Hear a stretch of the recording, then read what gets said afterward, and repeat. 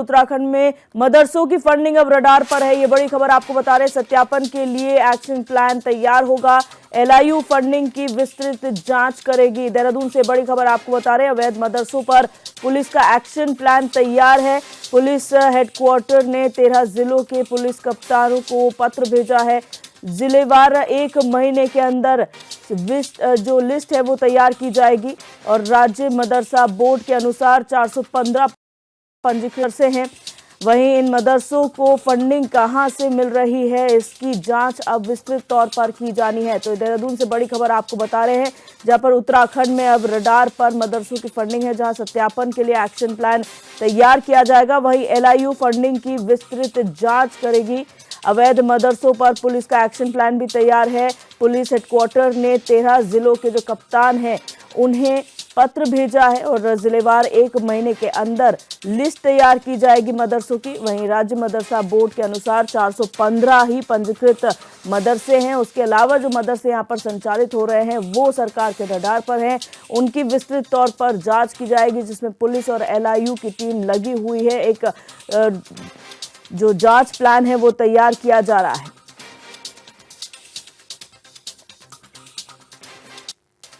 ये बड़ी खबर देहरादून से बता रहे हैं, जहां लगातार अवैध रूप से संचालित हो रहे मदरसों पर सरकार काम कर रही है और इसी क्रम में यहां पर एक एक्शन प्लान बनाने की तैयारी है। और हमारे संवाददाता योगेश आर्य हमारे साथ लाइव जुड़ चुके हैं। योगेश, इससे पहले भी हमने देखा था धामी सरकार ने निर्देश दिए थे कि जो अवैध रूप से संचालित मदरसे हैं उनकी जांच की जाएगी। वहीं अब जो है एक विस्तृत रिपोर्ट पेश करने के लिए कहा गया है। उनकी फंडिंग किस तरीके से हो रही है, इसकी जांच की जाएगी। किस तरह से रोड मैप तैयार किया जा रहा है?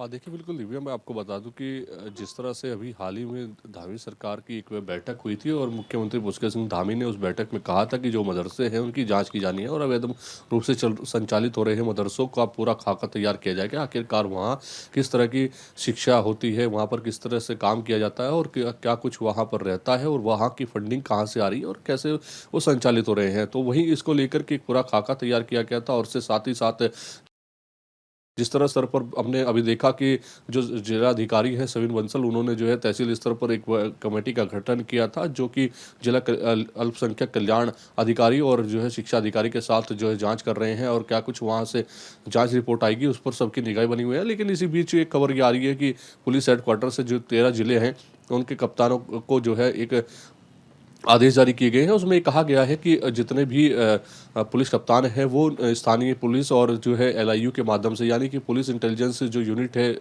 लोकल इंटेलिजेंस यूनिट, उनसे जो है जांच कराए और ये देखे कि यहाँ पर सत्यापन करा जाए कि आखिरकार फंडिंग कहाँ से आ रही है और फंडिंग कौन लोग कर रहे हैं, वो कहाँ से पैसा आता है और किस तरह से ये संचालित होता है। उसको लेकर के पूरी एक रिपोर्ट जो है वो मांगी गई है। उसके साथ साथ जो ये रिपोर्ट है वो जो अल्पसंख्यक कल्याण बोर्ड है उसको भेजी जाएगी और उसमें साथ ही साथ उसको साझा करने के बाद इसके आगे की तैयारी की जाएगी, आखिरकार इस पे आगे का एक्शन क्या रहने वाला है। साथ ही अगर राज्य मदरसा बोर्ड की बात माने तो उसको देख के हिसाब से संचालित हो रहे हैं मदरसे जो पंजीकृत है, उसके अलावा कितने मदरसे हैं वो किस तरह संचालित होते हैं, कहाँ से उन्हें फंडिंग आती है, इसकी ये जांच का विषय है और इसी को लेकर सरकार जांच कराई है, जिसमें अब जो है एलआईयू जो है जो अवैध रूप से संचालित हो रहे हैं उनके रडार पर हैं। उनको संचालित करने वाले जो लोग हैं उनसे पूछताछ करेगी, वो कहाँ से फंडिंग आती है, कहाँ से पैसा आता है, खाते में किस तरह से कौन लोग हैं जो पैसा भेजते हैं और उनका कारोबार क्या है, वो क्या करते हैं, इस चीज़ों पर पहलू पर जांच होगी और उसके बाद ये पूरी रिपोर्ट जो है बनाई जाएगी और जिलेवार रिपोर्ट बनने के बाद जो है इस पर जो है आगे की कार्रवाई की जाएगी। जी यहाँ पर जिस से लगातार सरकार काम कर रही है, सोर और एक रूट प्लान बनाने की कोशिश की जा रही है। अगर राज्य मदरसा बोर्ड की बात की जाए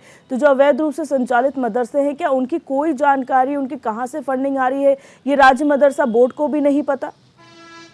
देखिए, बिल्कुल बड़ा सवाल है कि राज्य मदरसा बोर्ड जो है वो पंजीकृत मदरसों की जानकारी रखता है कि 415 है, उसमें 50,000 से अधिक जो बच्चे हैं वो शिक्षा ले रहे हैं। वहाँ पर किस तरह से जो है मिड डे मील की व्यवस्था होती है, किस तरह स्वच्छता की बात होती है, स्वच्छता की बात होती है। तो इन चीज़ों पर जो है मदरसा बोर्ड वहाँ पर जो है संचालित हो रहे मदरसों की जानकारी रखता है। लेकिन अगर अवैध मदरसों की जानकारी राज्य मदरसा बोर्ड को नहीं है तो ये बड़ा सवाल है कि आखिरकार ऐसे अब तक जो है उनकी ओर से ऐसे जो मदरसे हैं जो अवैध रूप से संचालित हो रहे हैं, जिन पर जो है जिनको पंजीकृत नहीं है उनको पंजीकरण क्यों नहीं दिलाया गया, आखिरकार उन्होंने पंजीकरण क्यों नहीं कराया, इन तमाम विषयों पर जो है ये राज्य मदरसा बोर्ड को भी जाँच करनी चाहिए। और देखिए, इसी को लेकर के मुख्यमंत्री पुष्कर सिंह धामी ने बैठक की थी और ये कहा था कि जितने भी अवैध रूप से संचालित हो रहे मदरसे हैं उनकी जांच की जाए। उनका पूरी जांच करने के बाद ये देखा जाए कि आखिरकार वो अवैध रूप से जो संचालित हो रहे हैं उनमें पढ़ाई किस तरह से कराई जाती है, क्या उनमें शिक्षा दी जाती है, उनकी व्यवस्थाएं क्या है, बच्चों को किस तरह से रखा जाता है। तो इसी चीज़ को लेकर के उन्होंने कहा था कि इस पर पूरा खाका तैयार किया जाए। उसी बीच उन्होंने पुलिस हेडक्वार्टर को भी निर्देश दिए थे कि जो है जो लोकल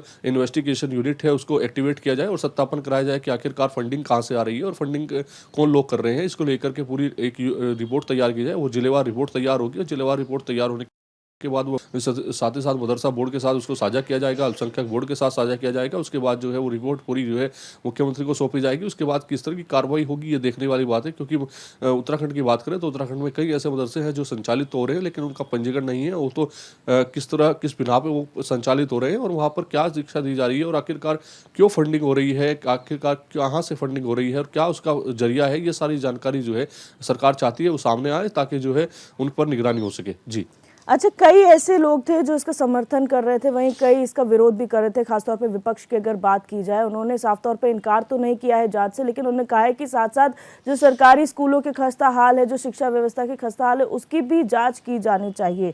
तो अब जो ये लगातार इतने फास्ट मोड में काम चल रहा है मदरसों को लेकर, उसको लेकर क्या रिएक्शन सामने आ रहे हैं? हाँ देखिए, बिल्कुल हाल ही में जिस तरह से जो है इसकी जांच की शुरुआत की गई थी तो उस पर जो है विपक्ष ने काफ़ी हल्ला किया था। उस पर काफ़ी कहा गया था कि जो है ये पढ़ाई करते हैं वहाँ पर जो ऐसे बच्चे हैं जो जिनके परिवार की आर्थिक स्थिति ठीक नहीं है उनको फ्री में शिक्षा दी जाती है और जो अमीर लोग हैं जो इसको वहन करते हैं वो अपना जो है थोड़ा थोड़ा हिस्सा निकाल कर मदरसों में डोनेट करते हैं ताकि जो है बच्चों को शिक्षा मिल सके, वहाँ पर खाना मिल सके, वहाँ पर उनकी व्यवस्था रहने की हो सके।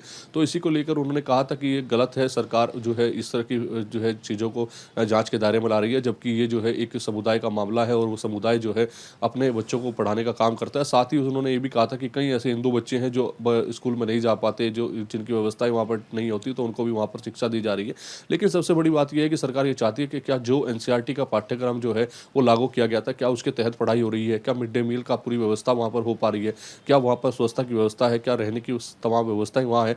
इन चीज़ों को लेकर जो है जाँच करना चाहती है। उसके दायरे में जो है वो ये भी देखना चाहती है कि आखिरकार कितने पंजीकरण मदरसे हैं। तो देखिए इस पूरे रिपोर्ट को लेकर अब जल्द ही जो है सामने आ जाएगी, क्योंकि जिस तरह से एलआईयू जांच कर रही है तो उधर तहसील स्तर पर जो कमेटी है वो भी जांच कर रही है। उनकी जो जांच रिपोर्ट है उसका मिलान किया जाएगा। उसके बाद जो है आगे की कार्रवाई तय की जाएगी कि आखिरकार आगे कार्रवाई क्या करनी है। जी बहुत शुक्रिया योगेश हमारे साथ जुड़ने के लिए और तमाम जानकारी साझा करने के लिए।